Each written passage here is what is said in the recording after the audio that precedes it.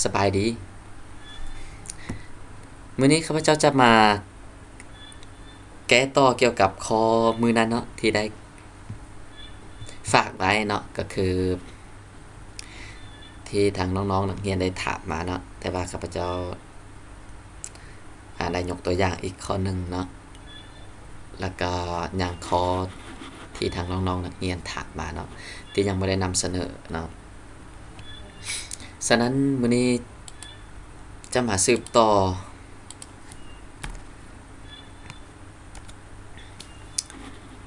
อยู่ในรูปแบบของสมผลใจกำลังเนาะ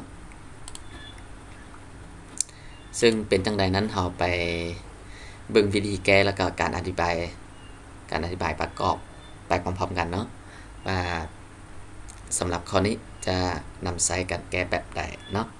แล้วก็อาจจะบ่แม่นวิธีเดียวนี่เนาะที่สามารถแก้ข้อนี้ได้ซึ่งผู้อื่นหรือว่าน้องๆสามารถใช้วิธีอื่นๆเนาะเข้ามานำใช้ในการแก้ข้อนี้ก็ได้เนาะ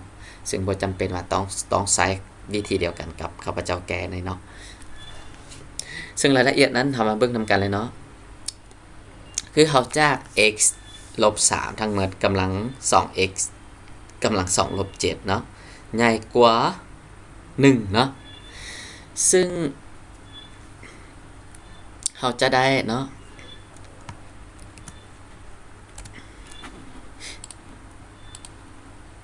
เราจะเขียนในรูปแบบเลขกำลังเลยเนาะ x ลบให้3เนาะทั้งหมดกำลังแล้วยังมีอีกกำลังอีกเนาะทั้งหมดกำลัง 2x กำลัง2ลบให้ 7x เนาะทั้งหมดอันนี้ใหญ่กว่า1เนาะซึ่ง1เนาะ1เราสามารถเขียนเป็น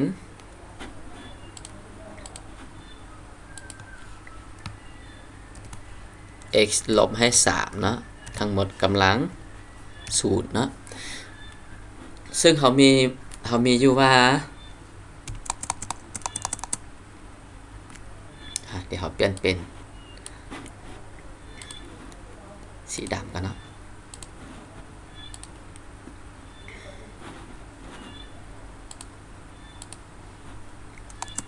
ซึ่งเขามีอยู่ว่าจำนวนใดก็ตามเนาะตัวอย่างว่า a กำลัง0เนาะหรือว่าจำนวนใดก็ตามจะเท่ากับ1เนาะฉะนั้นเราจะได้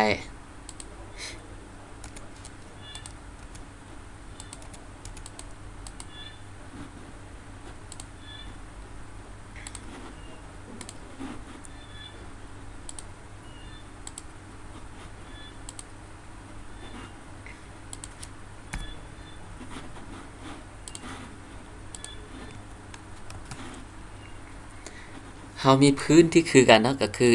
x บวกx ลบ3กับ x ลบ3เนาะฉะนั้นในเลขกำลังในสมผลจากกำลังเนาะเพิ่นว่าพื้นคือกันเนาะเราสามารถป้าพื้นแล้วเอากำลังได้เนาะก็คือทางฝั่งนี้จะยังเหลือ 2x กำลัง2ลบให้ 7x เนาะแล้วก็ทางฝั่งนั้นจะยังเหลือ0เนาะตอนนี้ทำไมอยู่ในรูปแบบเลขกำลังธรรมดาเนาะยังอยู่ในรูปแบบเลขใจกำลังเนาะสมมติใจกำลังแต่ว่าเนื่องจากว่าเรามี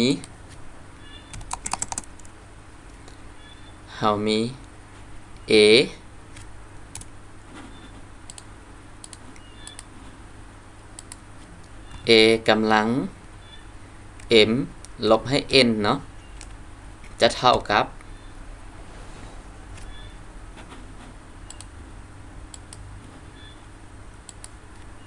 a กำลัง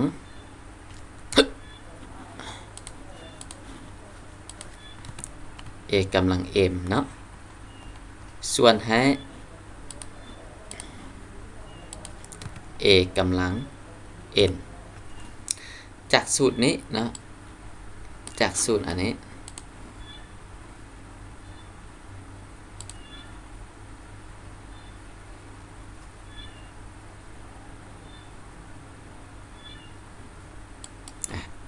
สูตรอันนี้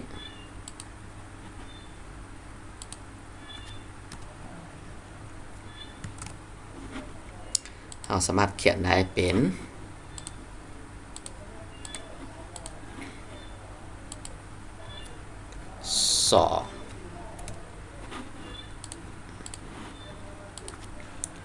2x กำลัง2เนาะส่วนให้ 2x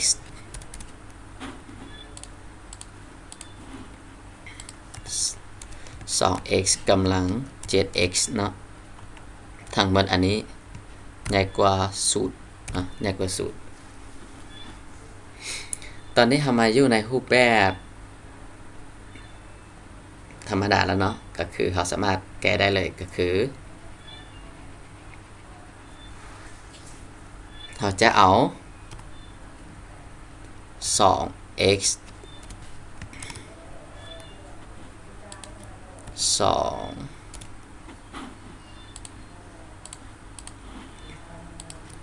2x กำลัง2เนาะมันใหญ่กว่า0แล้วก็อีกอันนึงก็คือ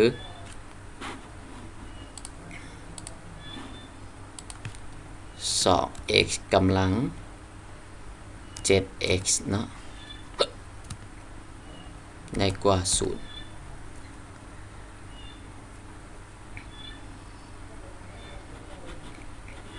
ฉะนั้นเราจะได้ x ใหญ่กว่า0เนาะตัวทั้งหลังคือกันเนาะ x ก็จะใหญ่กว่า0คือกันเนาะถึง0จะขึ้นกำลังเท่าใดมันก็ยังเป็น0คือเก่าเนาะฉะนั้นเราได้ใจผลของสมผลนี่แมนเดี๋ยวเราไปแต้มเส้นกันเนาะแล้วบ่แต้มได้ก็ได้เนาะเดี๋ยวเราจะเอาใจผลของ r สมผลเนาะเอาใจผลของ r สมผลนี่เลยว่า x มีค่าอยู่ในว่างอยู่ที่นี่เขาบอกว่า x ใหญ่กว่าเนาะฉะนั้น x จะอยู่ในว่าง0หาบวก r ส่งไข่เนาะบวก r ส่งไข่อันนี้คือใจผลของสมผลนี้นะของ r สมผลนี้เนาะซึ่งแต่ละคนสามารถใช้วิธีการอื่นๆเข้ามาแก้ก็ได้เนาะแต่ในที่นี้ข้าพเจ้าจะใช้วิธีนี้เนาะเดี๋ยวจะยับให้ห่างเพื่อให้จำแนกง่ายเนาะว่าอันใดเป็นอันใดเนาะอันนี้คือใจผลของ r สมผล x ลบ3ทั้งหมดกำลัง 2x กำลัง2ลบ 7x เนาะเราจะได้ใจผลแม่นอยู่ในว่างนี้เนาะซึ่งการแก้ r สมผลเนาะทุกๆเทื่อมันจะบ่เป็นค่าใดหนึ่งเนาะมันจะเป็นว่างเนาะซึ่งถ้าในเวลากดการและเวลาสอบเสียงต่างๆเนาะน้องๆนักเรียนต้องได้แต้มเส้นแสดงเนาะอยู่ในจุดนี้ต้องได้แต้มเส้นแสดงแต่เนื่องจากว่าอยู่ในอันนี้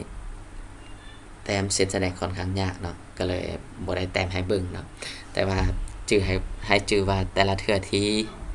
มีการสอบเสียงหรือว่าการกวดกาต่างๆเขาต้องได้แต้มเส้นเนาะต้องได้แต้มเส้นว่า x เขาอยู่ในขอบเขตแนวใดแท้ๆเพื่อให้เป็นภาพเป็นรูปธรรมให้เบิ่งเนาะแต่อันนี้ข้าพเจ้าจะแก้เป็นทฤษฎีแล้วก็ประกอบกับการอธิบายไปซื่อๆเนาะว่ามันเป็นจังใดเนาะฉะนั้นสำหรับการแก้ r สมผลจากกำลังเนาะมื้อนี้ก็จะแก้มาไว้เพียงเท่านี้เนาะถ้าหากมีใครสนใจหรือว่ายังคล่องขาใจในจุดใดเนาะก็สามารถคอมเมนต์ถามได้เนาะหรือว่าถ้าหากข้าพเจ้าหากแก้มีจุดบกพร่องอยู่จุดใดเนาะที่ยังบ่ละเอียดหรือว่าผิดพลาดไปก็สามารถส่งคำตำหนิติชมมาเนาะเพื่อในการปรับปรุงในข้างหน้าเนาะอีกอันนึงในสุดท้ายก็คือ สำหรับผู้ที่สนใจเนาะก็